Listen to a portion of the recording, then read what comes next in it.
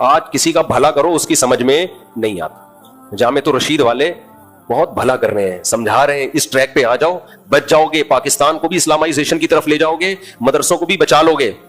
لیکن لوگ کیا کہہ رہے ہیں, ابے بھائی انہوں نے غزالی یونیورسٹی فوج کے کہنے پہ بنائی ہے, ابے بھائی انہوں نے جو دنیاوی تعلیم بھی شروع کر دی مدرسے میں فوج کے کہنے پہ, ابے یہ فوج اگر اتنی اچھی ہوتی تو پھر تو مسئلہ ہی ختم ہو گیا. کوئی کامن سینس, کچھ اور الزام لگا دو یار. سرکاری لوگ اتنا اچھا ادارہ چلاتے ہیں, کہتے ہیں سرکاری مولوی ہیں درباری مولوی ہیں. وہ سرکاری لوگ درباری لوگ ان کی آؤٹ پٹ یہ ہوتا ہے, ان کا وہ کوئی اچھا ادارہ, کوئی سرکاری ادارہ آپ نے دیکھا اچھا چلتا وہاں؟ تو عجیب. کیا میں اس موضوع پر مزید بات کروں؟ آپ رائے کا اختلاف ضرور کرو, آپ بولو بھائی وہ جس ٹریک پہ کام کر رہے ہیں وہ ٹھیک نہیں ہے تو آپ کسی اور ٹریک پہ کام کر لو. مقصد سب کا کیا ہے؟ اور وہ دوسرے مدارس کی نفی تھوڑی کر رہے ہیں, وہ یہ تھوڑی کہہ رہے ہیں یہ باقی مدرسے غلط ہیں, وہ کہہ رہے ہیں یہ بھی ضروری ہے لیکن اس ٹائپ کا بھی مدرسہ ہونا ضروری ہے, وہ بھی ضروری ہے. کبھی آج تک ایک لفظ انہوں نے اس کے خلاف نہیں کہا. بس ہر وقت تو خیر خواہی پسند آتی نہیں ہے میرے بھائی. تو کیا کہا نوح علیہ السلام نے, صالح علیہ السلام نے کہا وَنَصَحْتُ لَكُمْ, اے میری قوم میں نے تمہارا بھلا چاہا تھا, وَلَٰكِن لَا تُحِبُّونَ النَّاصِحِينَ, تم بھلا چاہنے والوں کو پسند نہیں کرتے. آگے وَلُوطًا إِذْ قَالَ لِقَوْمِهِ, اللہ کہتے ہیں اس کے بعد پھر قوم لوط آئی. لوط علیہ السلام کی قوم میں لڑکوں سے بدفعلی, یہ پہلی دفعہ اس زمین پر یہ ہوا تھا. اس سے پہلے کبھی بھی لڑکوں سے بدفعلی کا گناہ نہیں ہوا, کیونکہ یہ نیچرل ہے ہی نہیں, اس کی طرف کبھی کسی کی توجہ جاتی نہیں ہے. تو فرمایا تاتون الفاحشۃ ما سبقکم بها من احد من العالمین, تم وہ جرم کر رہے ہو جو تم سے پہلے زمین میں کسی نے کیا ہی نہیں ہے, کوئی اس کی مثال ہی نہیں ملتی, خود اس جرم کو تم نے ایجاد کیا. انکم لتأتون الرجال شہوۃ من دون النساء, عورتوں سے شادی کرتے نہیں ہو اور مردوں سے خواہش پوری کرتے ہو. اور بل انتم قوم مسرفون, حد سے تجاوز کرنے والے قوم ہو. تو قوم کے پاس کیا جواب تھا؟ سائنسی ترقی کی کوئی بات کرو آپ, وہ اس کا پرسنل معاملہ ہے. میں نے بتایا تھا نا, گورے نے مجھ سے الجھنا شروع کیا کہ بھئی دو آدمی اگر یہ کر رہے ہیں تو کیا ہے اس میں, اب ایسے دکھاؤ گے تو کیا ہے, کچھ بھی نہیں ہے. بغیرتی محسوس ہونے والی چیز ہے, بتائی جانے والی چیز نہیں ہے. ایسے تو پھر اور بھی کچھ مثالیں پھر وہ بھی کر لو.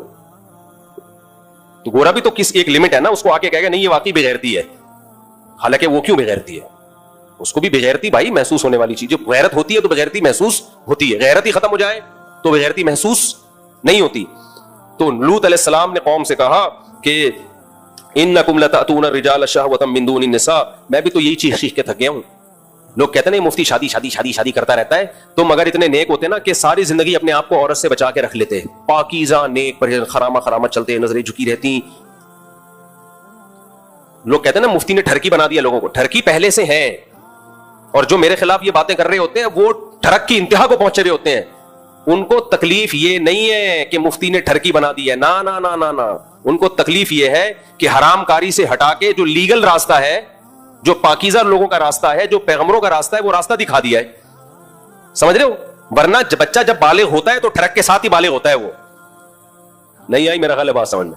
آپ مجھے ایک بات بتاؤ, حکومت کیوں کہتی ہے روزگار ضروری ہے, روزگار, ہم اتنے لوگوں کو روزگار دیں گے. بھائی روزی سے کیا ہوگا, لوگ روٹی کھائیں گے, پیٹ بھریں گے. تو آپ لوگوں کو ٹھرکی بنا رہے ہو, روٹیوں کے پیچھے بھگا رہے ہو, یہ دلیل صحیح ہوگی؟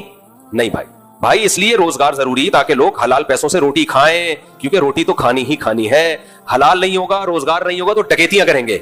تو شادیاں سوسائٹی میں نہیں ہوگی تو ایسا نہیں اتنے نیک شریف کے سارے جا کے بیٹھے رہیں گے خربوزے کھا کے اور زندگی ہنسی خوشی گزاریں گے. اتنے نیک نہیں ہیں, یہ حرام کاری میں لگیں گے جس سے ہمارا خاندانی نظام تباہ ہوگا, گڑھے گھوڑے پیدا ہوں گے سوسائٹی میں. تو اس لیے ہم بار بار شادی لگا کے رکھتے ہیں, اور ہمیں اپنے لیے نہیں آپ کے لیے لگا رہے ہیں. اور میں نے پھر بات بتاؤں, جس آدمی نے سوسائٹی میں کوئی تبدیلی لانی ہوتی ہے تو وہ جنونی بن کے ہی کام کرتا ہے. وہ صرف ایک دو دفعہ رپورٹ نہیں پیش کر دیتا کہ اسلام میں 4 شادیاں بھی ہیں, اس کو بار بار ٹاپک کو چھیڑنا پڑتا ہے, اتنا کہ لوگ مانوس ہو جائیں. تو یہ اس میری مجبوری ہے, میں مرتے دم تک شادی کرتا رہوں گا. کرتا کا مطلب باتیں کرتا رہوں گا, اپنی تو ہو گئی ہیں. آگے چلتے ہیں ہم جلدی بس یہ ہم مکمل کر لیں. تو لوط علیہ السلام نے کہا کہ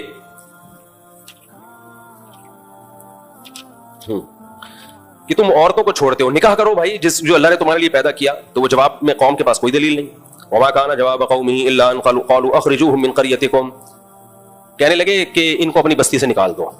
دنیا میں یہ پرانا ہے کہ جو بھی اس بدفعلی ہومو سیکشولیٹی کے خلاف آواز اٹھاتا ہے اس کو نکال دیا جاتا ہے. آپ کینیڈا میں جائیں, یو کے میں جائیں, ایک تقریر کر دیں ہومو سیکسولیٹی کے خلاف, ہمیشہ کے لیے بین.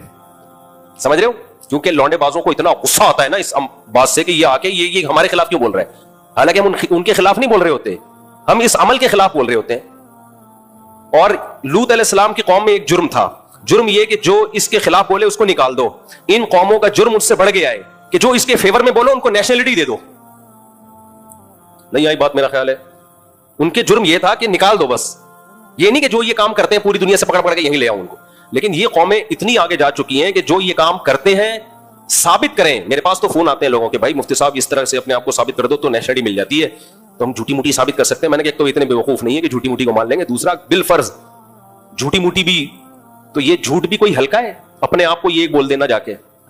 یہ تو جو کرتا بھی ہے نا وہ بھی بولے کہ میں نہیں کرتا. بھائی اتنا گندا جرم ہے کہ نہیں مانو, یہ تو اتنا گندا جرم ہے. اپنے اوپر ایک کالا کیوں مل رہے ہو ہمیشہ کے لیے؟ سب بولیں گے یار یہ تو وہ ہے, اللہ بچایا.